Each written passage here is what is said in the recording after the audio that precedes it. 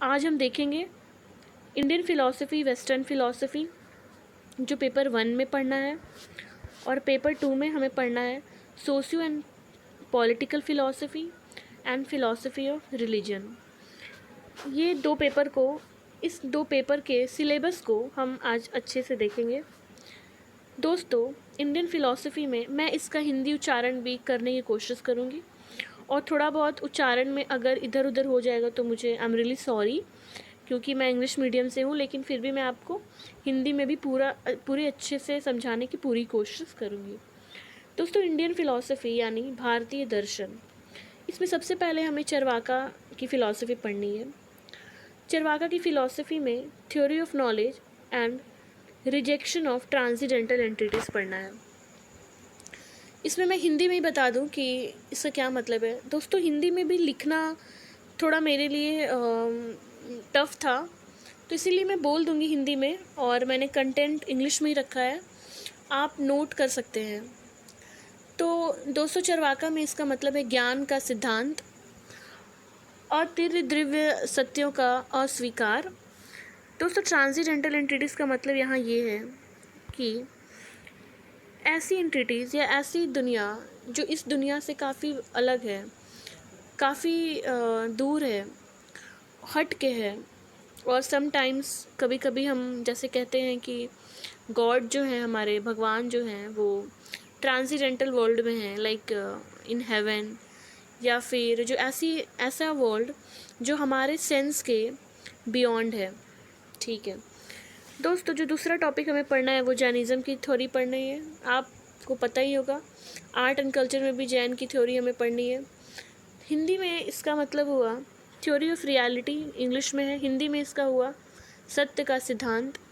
फिर सप्तभंगी न्याय, bondage and liberation. दोस्तों, यहाँ सप्तभंगी न्याय का मतलब है 7 काइंड्स ऑफ जजमेंट। जो हिंदी में है उसे इंग्लिश में पढ़ेंगे, और जो इंग्लिश में है उसे हिंदी में मैं आपको समझाने की कोशिश करूँगी। बॉन्डेज एंड लिबरेशन, जैसे कि आपको वर्ड से ही लग रहा है कि बॉन्डेज का मतलब होता है बंध जाना, बॉन्डेज में चले जाना, और लिबरेशन का मतलब मुक्ति। और इंडियन फ़िलॉसफ़ी में हम मोक्ष कहते हैं, और अलग अलग वर्ड्स भी इसमें यूज़ करते हैं। जैसे कि लिबरेशन के लिए हम किसी फ़िलॉसफ़ी में कैवल्य का यूज़ करेंगे, किसी फ़िलॉसफ़ी में निर्वाणा का यूज़ करेंगे। उसके बाद स्कूल्स ऑफ बुद्धिज़्म है। दोस्तों, स्कूल्स ऑफ बुद्धिज़्म में हमें प्रतीत समुत्पाद, क्षणिकवाद और नैरात्म्यवाद पढ़ना है।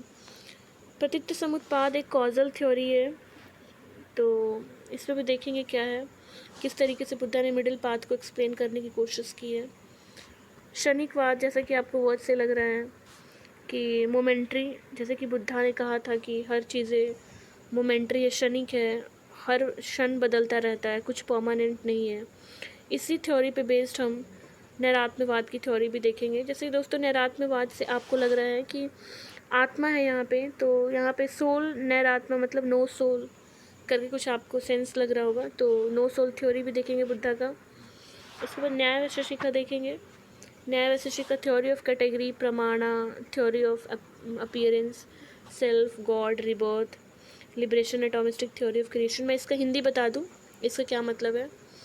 इसका मतलब है पदार्थ सिद्धांत, आभास सिद्धांत, प्रमाण सिद्धांत, आत्मा मुक्ति, परमात्मा के अस्तित्व के प्रमाण, कार्य कारण भाव का सिद्धांत, और सृष्टि का परमाणुवान सिद्धांत पढ़ना है। ओके, सांख्य पढ़ना है दोस्तों। जैसे कि सांख्य ने प्रकृति को माना था कि नेचर जो है, नेचर से ही सब कुछ उत्पन्न हुआ है, ऐसा सांख्य का कहना था। एंड पुरुषा भी हम पढ़ेंगे यहाँ पे दोस्तों। जैसे कि दूसरे फिलोसोफर्स ने जैसे कि जीवा का वर्ड यूज़ किया है, फिर जिसको सोल कहते हैं हम, उसी तरीके सांख्य ने यहाँ पुरुषा का वर्ड यूज़ किया है, पुरुषा यहाँ यूज़ किया है टर्म, सोल की जगह, जीवा की जगह। जैसे कि जैनिज़्म में हम देखेंगे कि जैनिज़्म ने सोल के लिए जीवा का यूज़ किया है। ठीक है, ओके। तो उसके बाद है योग। दोस्तों, जैसे कि आपको पता होगा कि जो योग की फ़िलॉसफ़ी है, योग को हमें इंटरनेशनल रिकग्निशन मिला है। अभी हमारे 9 फ़िलॉसफ़ी में से एक को तो इंटरनेशनल रिकग्निशन मिल गया है, और इसमें हमें चित्तवृत्त, क्लेशास, कैवल्य और समाधि पढ़ना है। चित्त और चित्तवृत्ति मॉडिफिकेशंस ऑफ चित्त। क्लेशास मतलब दोस्तों कि जैसे कि कलेश से रिलेटेड ही कुछ सेंस हैं, पढ़ेंगे हम। कैवल्य मतलब वही लिबरेशन। एंड समाधि मतलब जो नॉर्मल समाधि जो हम जैसे जानते हैं वही यहाँ पे इसका मतलब है, उसी के बारे में पढ़ना है। तो योग को भी हम अच्छे से पढ़ेंगे। मीमांसा में थ्योरी ऑफ नॉलेज है। दोस्तों कुछ कुछ चीज़ें हैं जो फिलॉसफी में जो एक बेसिक पॉइंट्स हैं उसका कॉन्सेप्ट क्लियर होना बहुत ज़रूरी है। तो इसके बाद वाले लेक्चर में जो जैसे यहाँ पे दोस्तों थ्योरी ऑफ नॉलेज है जिसको हम एपिस्टेमोलॉजी भी कहते हैं, एक मेटाफिजिक्स होता है। तो कुछ कुछ टर्म्स हैं जैसे यूनिवर्सलिज्म है, इन सब को हम एक्सप्लेन करने की कोशिश करेंगे एक वीडियो में। पहले मैं सारा क्लियर कर दूंगी आपको वर्ड्स एंड टर्म्स, उसके बाद हम अपना लेक्चर स्टार्ट करेंगे फ्रेश। तो दोस्तों यहाँ पे हम देखा स्कूल्स ऑफ वेदांत भी पढ़ना है। दोस्तों स्कूल्स ऑफ वेदांत पे मैं बता दूँ क्या क्या पढ़ना है आपको। यहाँ पे आपको पढ़ना है यहाँ पे ब्रह्म के बारे में पढ़ना है, ईश्वर के बारे में पढ़ना है, आत्मन के बारे में पढ़ना है, जीव जगत माया अविद्या अभ्यास और अपृथक सिद्धि संबंध और पंचविध भेद पढ़ना है। इसमें यहाँ पे मैं लिख नहीं पाई हूँ, तो मैंने यहाँ पे हमें 3 फिलोसोफर्स के बारे में पढ़ना है। एक शंकराचार्य, एक हमें पढ़ना है रामानुज के बारे में, ठीक है, और एक हमें पढ़ना है मध्वाचार्य के बारे में। तो इन तीनों फिलोसोफर्स को हम पढ़ेंगे। ये तीनों ने वेदांत पे अपने अपने इंटरप्रिटेशन, अपने अपने भाव व्यक्त किए हैं, इसको भी देखेंगे हम। और एक लास्ट में जो फिलोसोफर हैं औरबिंदो हैं, श्री औरबिंदो। दोस्तों इनकी फ़िलासफ़ी में 3 टॉपिक देखना है। एक हमें देखना है कि इन्वॉल्यूशन एंड इंटरनल योगा पे इन्होंने क्या थ्योरी और फ़िलासफ़ी इनकी है। तो दोस्तों ये रहा हमारा इंडियन फ़िलासफ़ी का पूरा। अब हम देखते हैं next western philosophy. Western philosophy में दोस्तों प्लेटो एंड एरिस्टोटल के बारे में पढ़ना है। इसको हिंदी में हम अरस्तु कहते हैं। इसमें form, idea, substance, matter, causations, actuality and potentiality पढ़नी है। हिंदी में इसको कहते हैं प्रत्यय, द्रव्य, आकार एवं पुद्गल, कार्य, कारण, भाव, वास्तविकता एवं सत्यता। दोस्तों रेशनलिज्म है, मैं थोड़ा सा एक्सप्लेन कर दूं आपको यहाँ, ताकि आप थोड़े फैमिलियर और कंफर्टेबल हो जाएं टर्म से और आपको डर ना लगे।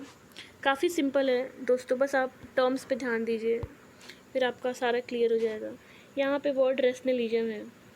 तो दोस्तों आपको रेशनलिज्म से जैसे हम कहते हैं कि हमें रेशनल होना चाहिए, रेशनैलिटी होनी चाहिए। तो दोस्तों यहाँ पे इसका ये मतलब है कि जैसे कि हम 2 + 2 = 4 कहते हैं,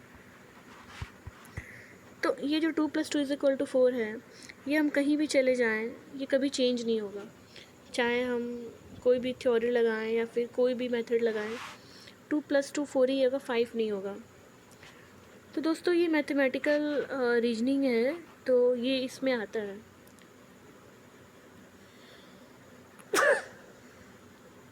सॉरी।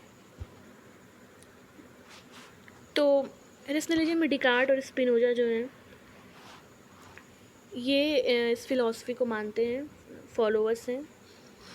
इस फिलॉसफी में हमें कार्टेशियन मेथड पढ़ना है, और कार्टेशियन का मतलब यहाँ पे मेथड ऑफ डाउट। और यहाँ पे हमें सर्टेन नॉलेज पढ़ना है। एक्चुअली ये फ़िलासफ़र्स जो हैं, ये फ़िलासफ़ी में जैसे कि मैथ्स में हम 2 + 2 = 4 कह के प्रूव कर दिए, तो सर्टेन हो जाता है ना, वो निश्चित हो जाता है, फिर उसे बदलने की कोई ज़रूरत नहीं होती है। इसीलिए इसमें भी डिकार्ट और स्पिनोजा और जो रेशनलिस्ट फ़िलासफ़र्स है दोस्तों, वो एक सर्टेन नॉलेज सोचते हैं फ़िलासफ़ी में भी ऐसी थ्योरी दे दें कि वो फिक्स्ड हो जाए, और फिर इसमें ज़्यादा आर्गूमेंट्स ना हो, एक सर्टेन नॉलेज क्रिएट होके आ जाए। दोस्तों ठीक इसी का ऑपोजिट है एम्पिरिसिज्म। जैसे कि एम्पिरिसिस्ट फ़िलासफ़र्स जो हैं वो ये मानते हैं कि सारी चीज़ें एक्सपीरियंस बेस्ड होता है, पहले से कुछ नहीं होता। जैसे रेशनलिस्ट मानते हैं कि हमारे दिमाग में बचपन से ही सारी सब कुछ होता है, और हम डिराइव करते हैं from time to time. Empiricism कहते हैं कि जब हमारी जन्म होती है तो हमारा दिमाग टेबुलर रासा की तरह होता है, मतलब खाली होता है बिल्कुल। और हम धीरे धीरे अपने जीवन में एक्सपीरियंस जब होती है सारी चीज़ों की, जैसे कि हमारा हाथ जलता है तो हमें आग से डर लगता है, फिर हम आग को नहीं छूते हैं। तो इस तरीके से जैसे एक्सपीरियंस होती है हम चीज़ें सीखते हैं। बचपन से हमारे दिमाग में कुछ नहीं होता। तो इस बेसिस पे ये लोग अपनी अपनी थ्योरी देते हैं। तो अब एम्पिरिसिज्म में पढ़ना है theory of knowledge, substance and qualities, self and God and scepticism. दोस्तों हम हिंदी में भी देख लेते हैं इसका क्या मतलब है। इसका मतलब है ज्ञान का सिद्धांत, द्रव्य एवं गुण, आत्मा एवं परमात्मा और संशयवाद पढ़ना है हमें। दोस्तों कांट और जो पॉसिबिलिटी ऑफ सिंथेटिक अप्रायोरी जजमेंट है, ये कांट की काफ़ी इम्पॉर्टेंट जजमेंट है। हम देखेंगे किस तरीके से कांट ने इसको एक्सप्लेन किया है। और हिंदी में इसे कहते हैं संश्लेषात्मक प्रागनुभविक निर्णय की संभावता, दिक् एवं काल, पदार्थ, तर्क, बुद्धि, प्रत्यय, विप्रतिषेध, परमात्मा के अस्तित्व के प्रमाणों की मीमांसा। दोस्तों यहाँ पर जो critic of proofs for the existence of God है, उसका ये मतलब हुआ, आप यहाँ पर देखिए, गलती मत कीजिएगा, यहाँ पे कांट ने गॉड की एग्जिस्टेंस को क्रिटिक नहीं किया है।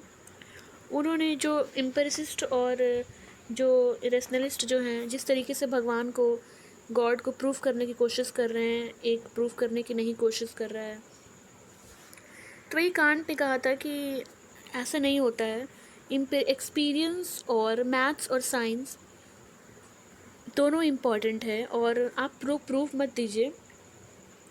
उसकी क्रिटिक्स हो रही है कि एग्जिस्टेंस ऑफ गॉड पे जो आर्गुमेंट्स चल रहा है, उस पे कांट ने क्रिटिक दिया था और अपनी एक थ्योरी लेकर आए थे, जिसको कि हम अपने लेक्चर्स में देखेंगे। उसके बाद हीगल डायलेक्टिकल मेथड है दोस्तों। हीगल की डायलेक्टिकल मेथड है, इसको हम कहते हैं द्वंद्वात्मक प्रणाली और परम प्रत्ययवाद। तो ये भी देखेंगे। एब्सोल्यूट आइडियलिज्म, एब्सोल्यूट का मतलब है कोई चीज़ एक्सट्रीम, और आइडियलिज्म मतलब जो आइडिया में बिलीव करता हो। दिमाग की सारी चीज़ें हैं, ठीक है, हमारे सब सोच है, रियल में एग्जिस्टेंस उसकी क्या है नहीं है वो हम देखेंगे। और Moore, Russell, early Wittgenstein, defence of common sense, refutation of idealism, logical atomism, logical constructions, incomplete symbols, picture theory of meaning, saying and showing, ये सारे थ्योरीज हम देखेंगे दोस्तों। काफ़ी इम्पोर्टेंट है वेस्टर्न फिलॉसफी की। इसको मैं हिंदी में भी एक बार बोल देती हूँ। मूर, रसेल एवं पूर्ववर्ती विटिंगस्टन, सामान्य बुद्धि का मंडन, प्रत्ययवाद का खंडन, तार्किक परमाणुवाद, तार्किक रचना, अपूर्ण प्रतीक, अर्थ का चित्र सिद्धांत, उक्ति एवं प्रदर्शन। दोस्तों ये इसका हिंदी मतलब हुआ। तो जैसे कि आप देख सकते हैं, डिफेंस ऑफ कॉमन सेंस मतलब, डिफेंस मतलब बचाना, प्रोटेक्ट करना, और कॉमन सेंस मतलब कॉमन सेंस के तर्क पे बात करना, इस इधर दुनिया उधर दुनिया की बात नहीं करना। रिफ्यूट मतलब रिफ्यूट कर देना, नहीं मानना आइडियलिज़म को। और आइडियलिज़म मतलब जो दिमागी पुलाव होता है, शॉर्ट में कह सकते हैं, वैसा कुछ होता है। तो ऐसे हम देखेंगे सारी चीज़ों को। मैं आपको फैमिलियर कर रही हूँ सिलेबस से, कि आप अवेयर हो जाएं और आपको टर्म से डर ना लगे। ओके। उसके बाद दोस्तों ये लॉजिकल पॉजिटिविज़म है। इसमें verification theory of meaning, rejection of metaphysics, linguistic theory of necessary propositions पढ़ना है दोस्तों। इसमें ये भी हम बाद में देखेंगे। इसका हिंदी देख लेते हैं कि हिंदी में ये सिलेबस क्या कह रहा है। इसका है तार्किक प्रत्यक्षवाद, अर्थ का सत्यापन सिद्धांत, तत्व मीमांसा का अस्वीकार, अनीव प्रतिज्ञापित का भाषिक सिद्धांत। ठीक है, और भी हम देखेंगे। कि लेटर विटिंगस्टन है, जैसे हम पहले पढ़ा था अर्ली विटिंगस्टन, फिर पढ़ना है लेटर विटिंगस्टन। दोस्तों ये सब वर्ड्स काफ़ी सिंपल है, बहुत सिंपल है, लेकिन अभी समझाना थोड़ा मेरे लिए मुश्किल है। हम लेक्चर्स में देखेंगे कि क्या है इन सारे वर्ड्स के सही मतलब और सही एक्सप्लेनेशन। फेनोमेनोलॉजी हसरल का है। Method, theory of essences, avoidance of psychologism पढ़ना है। जैसे कि एग्जिस्टेंशियलिज्म में Kierkegaard, Sartre, Heidegger, existence and essence, choice, responsibility and authentic existence, being involved and temporality. उसके बाद लास्ट क्वाइन एंड स्ट्रॉसन की थ्योरी पढ़नी है। क्वाइन एंड स्ट्रॉसन लाइक इंद्रियानुभववाद की मीमांसा, मूल, विशिष्ट एवं व्यक्ति का सिद्धांत पढ़ना है हमें। तो दोस्तों ये था पूरा पेपर 1। पेपर 2 में ये सिंपल है, आप एक बार ओवरव्यू कर लीजिए। लाइक काफ़ी दोस्तों ये पेपर 2 जो है आपको डायरेक्ट लिंकेज मिल जाएंगे पेपर 4 से, जो यूपीएससी का है। एथिक्स के पेपर में काफ़ी हेल्पफुल होता है, और ये एसए में भी आपको काफ़ी हेल्प करेगा। लाइक इसमें काफ़ी पब्लिक और एडमिनिस्ट्रेशन और पॉलिटी पॉइंट ऑफ व्यू से भी चीज़ें पढ़नी, जैसे कि आप देख सकते हैं यहाँ पे कि social and political ideals, equality, justice and liberty पढ़ना है, सॉवेनिटी पढ़ना है, individual state rights, duty and responsibilities पढ़ना है, फॉर्म्स ऑफ गवर्नमेंट, मोनार्की पढ़ना है, थियोक्रेसी पढ़ना है, डेमोक्रेसी पढ़ना है। और आप काफ़ी थोड़ा बहुत अवेयर होंगे इन सारे टर्म्स से। आपके लिए बिल्कुल नया नहीं है दोस्तों, मुझे पता है। ये हम अपने प्रिपरेशंस में काफ़ी करंट अफेयर्स और न्यूज़ देखते रहते हैं, तो ये काफ़ी हम फैमिलियर हो जाते हैं इन वर्ड्स से। पॉलिटिकल आइडियोलॉजीज़ पढ़ना है, अनार्किज़म, मार्क्स की थ्योरी और सोशलिज़म। ह्यूमनिज़म में सेक्युलरिज्म और मल्टीकल्चरलिज्म भी पढ़ना है। Crime and punishment, corruption, mass violence, genocide, capital punishment. Development and social progress, gender discrimination, female foeticide पढ़ना है हमें। और हम सारे एक्सप्लेनेशंस काफ़ी डीप में करेंगे जब हम स्टार्ट करेंगे फुल फ्लेज्ड में अपना ये लेक्चर। कास्ट डिस्क्रिमिनेशन में गांधीयन और अंबेडकर का यहाँ पे पॉइंट देखना है कि उन्होंने अपने पॉइंट में क्या कहा था। दोस्तों एक बार हिंदी में भी हम देख लेते हैं इसका क्या मतलब है। सामाजिक एवं राजनैतिक आदर्श, समानता, न्याय, स्वतंत्रता। उसके बाद पढ़ना है प्रभुसत्ता, ऑस्टिन, बोडाम और लास्की और कौटिल्य का पढ़ना है। व्यक्ति एवं राज्य, अधिकार, कर्तव्य और उत्तरदायित्व, शासन के प्रकार, राजतंत्र, धर्मतंत्र एवं लोकतंत्र, राजनैतिक विचारधाराएं, अराजकतावाद और मार्क्सवाद और समाजवाद, मानववाद, धर्मनिरपेक्षवाद और बहुसंस्कृतिवाद, अपराध का दंड, भ्रष्टाचार, व्यापक हिंसा, जाति संहार एंड प्राण दंड, विकास एवं सामाजिक उन्नति, लिंग भेद, स्त्री भ्रूण हत्या, भूमि एवं संपत्ति अधिकार, सशक्तिकरण, जाति भेद, गांधी एवं अंबेडकर। दोस्तों ये तो हो गया। नेक्स्ट हम देखते हैं फिलॉसफी ऑफ रिलीजन को भी जल्दी से देख लेते हैं। और फिलॉसफी ऑफ रिलीजन में है नोशंस ऑफ गॉड, धर्म दर्शन कहते हैं इसे, ईश्वर का धारण, attributes, relation to man and world, गुण, मनुष्य एवं विश्व के से संबंध, भारतीय एवं वेस्टर्न और Indian philosophy point of view से हमें ये देखना है दोस्तों। और मैं जैसे कि आपको बता दूँ, एक बार थोड़ा सा और एक्सप्लेन कर दूँ। यहाँ पे हमें प्रूफ्स और existence of God and their critic देखना है, प्रॉब्लम ऑफ इविल देखना है। यहाँ पे ज़्यादा प्रॉब्लम नहीं होगी आपको समझने की, क्योंकि सिंपल है, ये बहुत टफ नहीं है। Religion, revelation and faith, religious experience, nature and object, religion without God, और religion mortality, religious pluralism and problem of absolute truth, nature of religious language, analogical and symbolic. मैं एक बार इसे हिंदी में भी बोल देती हूँ ताकि आप हिंदी मीडियम वाले बच्चों को प्रॉब्लम ना हो। ईश्वर की धारणा, गुण, मनुष्य हो गया, ईश्वर के अस्तित्व के प्रमाण और उसकी मीमांसा, आत्मा, अमरता, पुनर्जन्म एवं मुक्ति, तर्क बुद्धि, श्रुति एवं आस्था, धार्मिक अनुभव, प्रकृति एवं वस्तु, भारतीय एवं पाश्चात्य, ईश्वर रहित धर्म, धर्म एवं नैतिकता, धार्मिक शुचिता एवं परम सत्यता की समस्या और धार्मिक भाषा की प्रकृति, ये देखेंगे हम। संज्ञानवादी। तो दोस्तों ये था पूरा लेक्चर हमारा, और होप आपको ये लेक्चर अच्छा लगा हो। तो please like, share and subscribe. Thank you so much.